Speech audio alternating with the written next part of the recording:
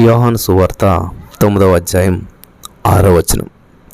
యేసు నేల మీద ఉమ్మి వేసి దానితో బురద చేసి గుడ్డివాని కండ్లకు ఆ బురద పూశాడు. నీవు వెళ్ళి సిలోయమను కోనేటిలో కడుక్కో అని చెప్పి అతనితో అన్నాడు. స్తోత్రం దేవా, సర్వోన్నతుడా.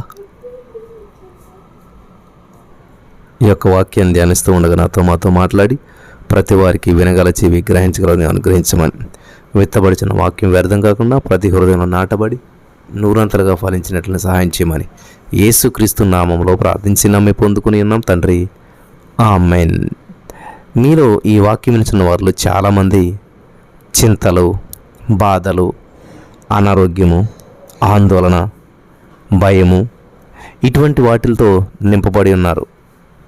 ఆరోగ్యం సరిగా లేనప్పుడు ఇవన్నీ కూడా సర్వసాధారణమైనటువంటి విషయాలే. రోగం రాని వారెవరు కూడా ఉండరు.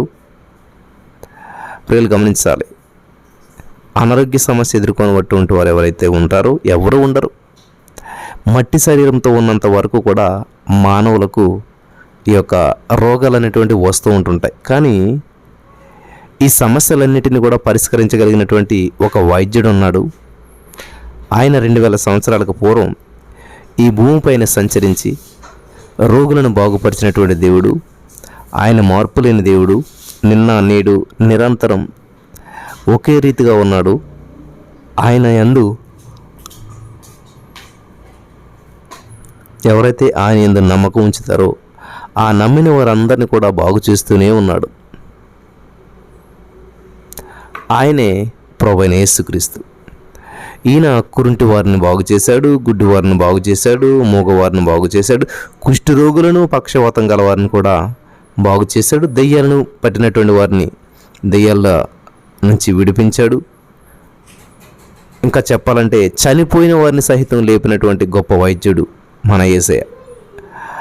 ఆ గొప్ప దేవుని యొక్క గుణగణాలు మీరు గమనించినట్లయితే,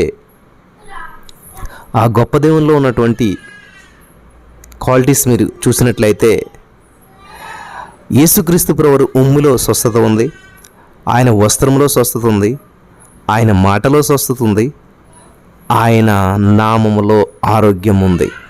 హల్లెలూయా. ఆయన ఉమ్ములో, ఆయన వస్త్రములో, ఆయన మాటలో, ఆయన నామములో ఆరోగ్యం ఉంది. ఇది గమనించాలి. సరే, ఈ యొక్క 4 విషయాలని మనం ఒకసారి ఆలోచన చేసుకుందాం. యేసు నేల మీద ఉమ్ము వేసి దానితో బురద చేసి గుడ్డివాని కండ్లకు ఆ బురద పూశాడు. నీవు వెళ్ళి సిలోయమను కోనేటిలో కడుక్కో అని అతనితో అన్నాడు. అతడు వెళ్ళి కడుక్కొని చూపు గలవాడై వచ్చాడు. యోహాను సువార్త 9:6లో మనం ఈ విషయాన్ని చదువుకుంటూ వస్తున్నాం. యేసుక్రీస్తు ప్రభువారు మరి గొప్ప ఐ డాక్టర్, అంటే మంచి నేత్ర వైద్యుడు. ఆయన ఉమ్ముని మందుగా వాడి గుడ్డివాణిని బాగు చేశాడు. ఉమ్ము లేకుండా కూడా ఆయన బాగు చేయగలిగిన శక్తి సంపన్నుడు. కానీ కొందరు ఏదేని ఒక మందు కావాలని చెప్పి ఎల్లప్పుడూ కోరుకుంటూ ఉంటారు. ఆ కారణాన ఆయన తన ఉమ్ముని వాడాడు, మందుగా వాడాడు.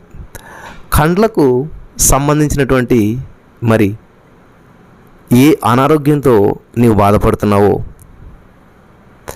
ఎటువంటి బాధను అనుభవిస్తున్నా సరే, యేసు నీ ఉమ్మితో నన్ను బాగు చేయుము అని ఆయనను అడిగినట్లయితే ఆయన తప్పకుండా నేను బాగు చేస్తాడు. దయ కనికరం కలిగినటువంటి దేవుడు, జాలి కలిగినటువంటి దేవుడు, రక్షకుడు అయినటువంటి మన యేసయ్య. బైబిల్ గ్రంథంలో ఉమ్ము గురించి చాలా విషయాలు ఉన్నాయి. రాబోయే రోజుల్లో ఇంకొంచెం వివరంగా మనం ధ్యానించుకుందాం. ఉమ్ము అంటే తప్పుగా అర్థం చేసుకునేటువంటి వాళ్ళు చాలామంది ఉన్నారు. ఫు అని ముఖం మీద ఉమ్మేస్తాడు అని అనుకుంటారు. కానీ ఉమ్ముని మీరు గమనించినట్లయితే దాంట్లో మనిషి DNA ఉంటుంది. ఎక్కడ పడితే అక్కడ ఉమ్ము వేయరాదు అని చెప్పి బోర్డులు కూడా ఉంటుంటాయి. ఎందుకని ఉంటాయి అని మనం చూసినట్లయితే ప్రియులారా, ఉమ్ములో DNA ఉంటుంది. ఈ యొక్క విషయాన్ని మీరు గమనించాలి. కాబట్టి ఇక్కడ దేవుడు ఆ వ్యక్తి ఉన్నటువంటి చూపును పొందుకోవటానికి సహాయం చేసింది కేవలం ఆ వ్యక్తి యొక్క పిల్లలు గమనించాలి. స్వస్థతనివ్వటానికి చేసినటువంటి పని తప్పుగా అర్థం చేసుకోకుండా, ఇది ఉమ్మేశాడు దేవుడు, ఆ, ఉమ్మేసేసాడు అని అనుకుంటున్నారేమో. ఉమ్ము వేశాడు,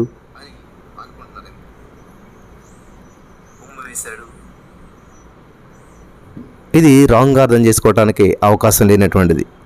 కానీ ప్రతి వారు కూడా దేవుడు ఉమ్మేశాడేంటి అనుకుంటారు. ఉమ్ము వేశాడు అనుకునే దానికంటే అందులో ఉన్న అర్థాన్ని తెలుసుకుంటే చాలా అద్భుతం ఉంటుంది.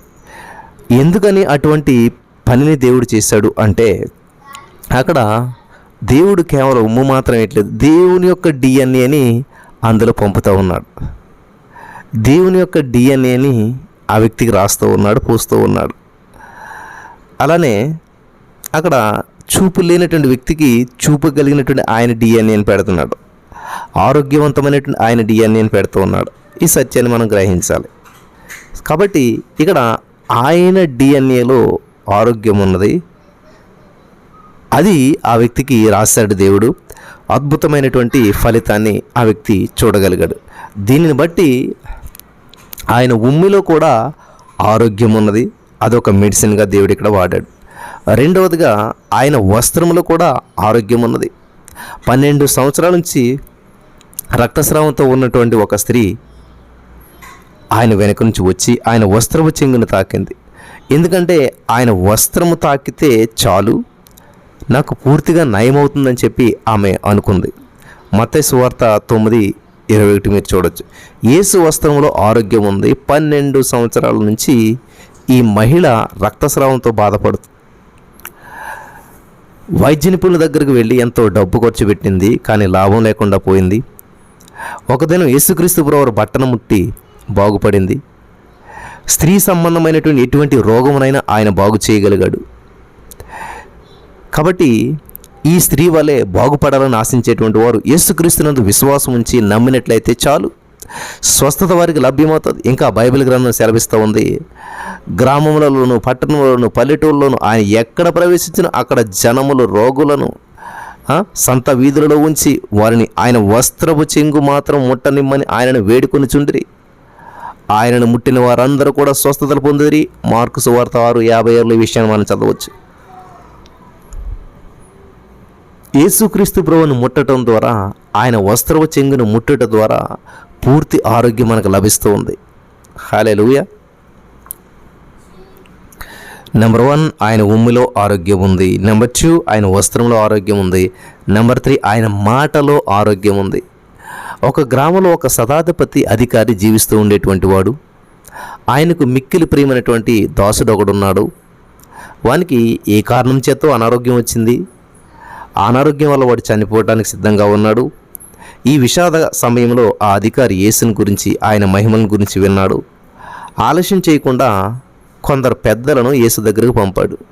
వారు యేసుతో ఇలా అన్నారు, ఈ అధికారి నీ వలన మేలు పొందుటకు యోగ్యుడు, ఆయన మన జనులకు ఒక దేవాలయం కూడా నిర్మించాడు అని యేసును బ్రతిమలాడారు.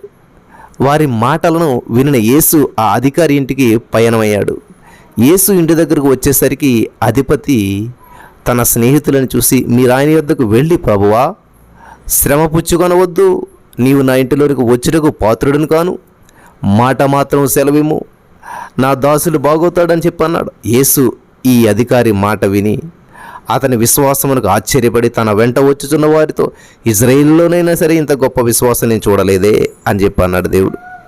యేసుక్రీస్తు ప్రభువు మాటలో మహత్తరమైనటువంటి శక్తి ఉందని చెప్పి ఈ అధికారి సంపూర్తిగా నమ్మాడు.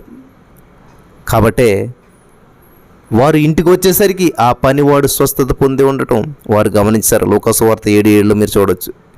ఈ యొక్క అధికారి ఉన్నటువంటి సిచ్యువేషన్ మీరు చూడండి. ఆ అధికారికి ఉన్నటువంటి విశ్వాసం ఎలాంటిదో గ్రహించగలిగారు కదా. యేసుక్రీస్తు ప్రభువు గొప్ప వైద్యుడని, ఆయన రోగిని ముట్టకుండా మందులు ఇవ్వకుండానే బాగు చేయగలడని చెప్పి పూర్తిగా విశ్వసించాడు. ఈ అధికారి నమ్మికను యేసుక్రీస్తు ప్రభువు గౌరవించాడు, ఆరోగ్యాన్ని ప్రసాదించాడు. హల్లెలూయా. దేవునికి స్తోత్రం కలుగును గాక. యేసుక్రీస్తు మాటలో ఆరోగ్యం ఉంది. ఆయన వాక్కు ద్వారా కూడా సమస్త సృష్టిని చేసినటువంటి దేవుడు, ఆయన తన వాక్కును పంపి వారిని బాగు చేశాడు అని బైబిల్ గ్రంథం సెలవిస్తూ ఉంది. కీర్తనలు 107:20లో ఆయన ఉమ్ములో స్వస్థత ఉంది, ఆయన వస్త్రంలో స్వస్థత ఉంది, ఆయన వాక్కులో స్వస్థత ఉంది, ఆరోగ్యం ఉంది. నెక్స్ట్ ఆయన నామంలో కూడా ఆరోగ్యం ఉంది. యెరూషలేము పట్టణంలో ఒక చక్కని దేవాలయం ఉంది. దాని పేరు శృంగారం అనేటువంటి దేవాలయం. ఆ దేవాలయం ముందు ఒక కుంటివాడు భిక్షమెత్తుకుంటూ ఉన్నాడు. అది పగలు 3 గంటల సమయం. ఆ సమయంలో యేసుక్రీస్తు ప్రభువారు మరి శిష్యులు పేతురు యోహానులు ప్రార్థించడానికి దేవాలయంలోకి వెళ్తూ ఉన్నారు. యేసుప్రభువారి శిష్యులైన పేతురు యోహానులు దేవాలయానికి వెళ్తుంటే ఆ దేవాలయపు మెట్ల దగ్గర పుట్టినది మొదలుకుంటూ వాడినట్టు నా మనుషుడు పేతురును భిక్షం అడగడం గమనించి, వెండి బంగారం మా యొద్ద లేవు కానీ మాకు కలిగినది మీకు ఇస్తున్నాము, నజరేయుడైన యేసు నామములో లేచి నడుమని చెప్పి వాని చేయి పట్టుకుని లేవనెత్తారు. అంతే, వాని పాదాలకు బలం కలిగింది. దిగ్గుని లేచి నడుస్తూ గంతులు వేస్తూ దేవుని స్తుతిస్తూ వారితో కలిసి దేవాలయంలోకి వెళ్ళాడు. హల్లెలూయా. అపోస్తలుల కార్యములు 3వ అధ్యాయం 6వ వచనంలో మనం చూడొచ్చే విషయాన్ని. యేసుక్రీస్తు నామము ద్వారా పేతురు ఈ కుంటి వారిని బాగు చేశాడు. మనం కూడా ఆయన నామము ద్వారా స్వస్థత పొందవచ్చు. యేసు అంటే రక్షకుడు అని అర్థం. యేసు నామం రక్షించే నామం. యేసు నామం స్వస్థపరిచే నామం. ఆయన నామం పాపాన్ని విమోచించేటువంటి నామం. హల్లెలూయా. యేసు నామం వింటే దయ్యాలు కూడా భయపడతాయి. కాబట్టి యేసుక్రీస్తు ప్రభువారు శిలువపై చనిపోయినప్పుడు ఆయన శరీరానికి అనేకమైనటువంటి గాయాలు, అనేకమైనటువంటి దెబ్బలు తగిలాయి. ఆయన శిలువలో పొందిన గాయముల ద్వారా నీకు నాకు ఆరోగ్యం కలుగుతుంది. యెషయా గ్రంథం 53:5. మనల్ని బాగు చేయుటకు, మనల్ని రక్షించడానికి ఆయన శిలువ మీద చనిపోయాడు. సమాధి చేయబడి తిరిగి 3వ నాడు లేచాడు. మరణమును జయించినటువంటి మృత్యుంజయుడు యేసుక్రీస్తు ప్రభువారు ఆ రోజుల్లోనే కాదు, ఈ రోజుల్లో కూడా, అప్పుడే కాదు ఇప్పుడు కూడా ఆయన ద్వారా ఎందరో స్వస్థత పొందుతూనే ఉన్నారు.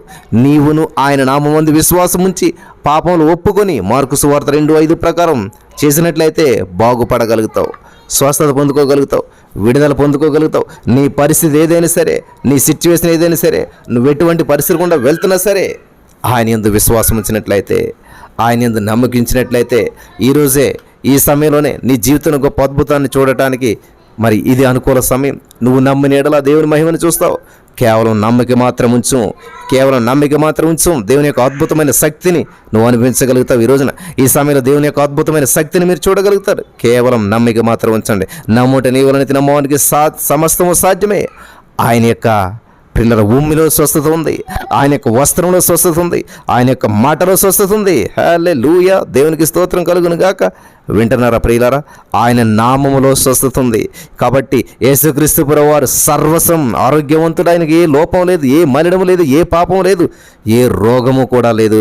ఎప్పుడు అంబులెన్స్ ఎక్కలేదు యేసు ప్రభువారు, ఎప్పుడు తుమ్మలేదు, ఎప్పుడు దగ్గలేదు, ఎప్పుడు కోల్డ్ కాఫ్లు అనేటువంటివి లేవు ఆయనకి. అసలు ఏ అనారోగ్య సమస్య లేదు. అటువంటి యేసయ్య బిడ్డలు మనం రాజు బిడ్డలు రాజులు అవుతారు, ఆరోగ్యవంతుని బిడ్డలు ఆరోగ్యవంతులు అవుతారు. హల్లెలూయా. జ్ఞానవంతుని బిడ్డలు జ్ఞానవంతులు అవుతారు, బలవంతుని బిడ్డలు బలవంతులు అవుతారు. కాబట్టి ఆయన ఆశ్చర్యకరుడు, ఆలోచనకర్త, నిత్యుడగు తండ్రి, సమాధానకర్త, అధిపతి ఆయన బిడ్డలం. కాబట్టి మనం అదే విధంగా అటువంటి శక్తి చేత, అటువంటి బలం చేత, అటువంటి ఆరోగ్యం చేత నింపబడటం దేవుని యొక్క ఉద్దేశం. మనం ఆరోగ్యవంతులుగా ఉండటం దేవుని యొక్క ఉద్దేశం. అనారోగ్యంతో జీవించడం దేవుని ఉద్దేశం కాదు. ఏ పరిస్థితిని దేవుడు అనుభవించనేవాడు. ఈరోజు ఈ మాటలు వింటున్న ప్రియమైనటువంటి సహోదరి స్నేహితులారా, ఎటువంటి అనారోగ్య పరిస్థితిలో ఉన్నా సరే, ఇదే రోజు నీ బిడ్డలు కానీ, నీ భర్త కానీ, నీ కుటుంబ సభ్యులు ఎవరైనా సరే వారి పక్షానుగా నువ్వు ప్రార్థించినట్లయితే ఈరోజు గొప్ప విడుదల ఇవ్వడానికి సిద్ధంగా ఉన్నాడు. నమ్ముతున్నారా? నమ్మిన వారంతా కూడా ఆరోగ్యాన్ని స్వతంత్రించుకుందరుగాక. స్తోత్రం దేవా. ఈ వాక్యం విన్న వారందరి జీవితాలు ఇప్పుడే అద్భుతమైనటువంటి ఆరోగ్యం ఇచ్చినందుకు వందనాలు దేవా. నీ ఉమ్మిలో స్వస్థత ఉంది, నీ మాటలో స్వస్థత ఉంది, నీ వస్త్రపు సింగులో స్వస్థత ఉంది, నీ యొక్క నామంలో స్వస్థత ఉంది. Thank you Jesus. ప్రతి వారు గ్రహించి స్వస్థతను మా స్వాస్థ్యంగా నువ్వు మాకు ఇచ్చావు.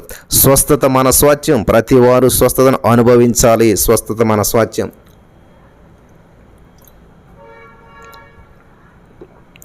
ఆరోగ్యం మన స్వాస్థ్యం, అనారోగ్యం కాదు.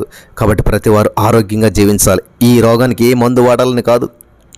ఈ రోగం యేసయ్య ఉమ్ము ద్వారా స్వస్థత పొందుతుందా, యేసయ్య వస్త్రపు సింగు ద్వారా స్వస్థత పొందుతుందా, యేసయ్య మాట ద్వారా స్వస్థత పొందుతుందా, యేసయ్య నామం ద్వారా స్వస్థత పొందుతుందా అని మీరు ఏది వాడాలో అది మెడిసిన్ అన్నమాట ఈ రోజున మనకి. కాబట్టి యేసయ్య నామలో ప్రతి రోగం పోవలసిందే. వాడండి ప్రియులరా. స్తోత్రం దేవా. ఈరోజు ఈ యొక్క వాక్య వెలుగులో మమ్మల్ని నడిపించినందుకు వందనాలు.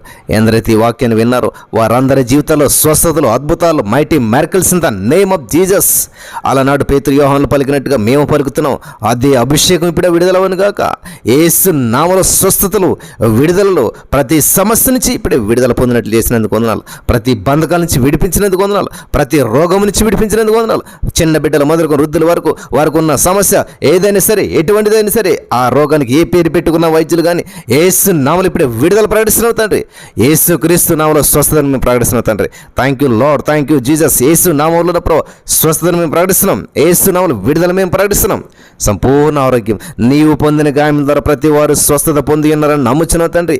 నీ మాటల ద్వారా స్వస్థత పొంది ఉన్నారు తండ్రి. ఈ మాటలు వినిచిన వారు స్వస్థత పొంది ఉన్నారు. వారికి ఉన్న back pain, knee pain, head ఏక్లు నా ప్రభావ మరి ఏదైతే ఉన్నాయో తండ్రి, క్యాన్సర్ కానీ నా ప్రభావ, ఎయిడ్స్ కానీ నా ప్రభావ, మరి సోరియాసిస్ కానీ, గడ్డల రోగాలు కానీ నా ప్రభావ, వైబ్రైడ్స్ కానీ నా ప్రభావ, ఏ సమస్య ఉన్నా అరికాలు మొదలుకొని నా ప్రభావ, పైల్స్ కానీ నా ప్రభావ, మరి హెమరాయిడ్స్ కానీ నా ప్రభావ, మరి అలాగైనా ప్రభావ ఏదైనా బ్లీడింగ్ అవుతున్నట్లు ఏదైనా సరే యేసు క్రీస్తు నామములో ఇప్పుడే స్వస్థతను మేము ప్రకటిస్తున్నాం, విడుదల ప్రకటిస్తున్నాం తండ్రి. అద్భుతమైన కార్యం చేసినందుకు వందనాలు, సహాయం చేసినందుకు వందనం చెల్లిస్తూ యేసుక్రీస్తు నామములో ప్రార్థించి నమ్మి పొందుకుని నమ్మ పరమ తండ్రి. ఆమేన్.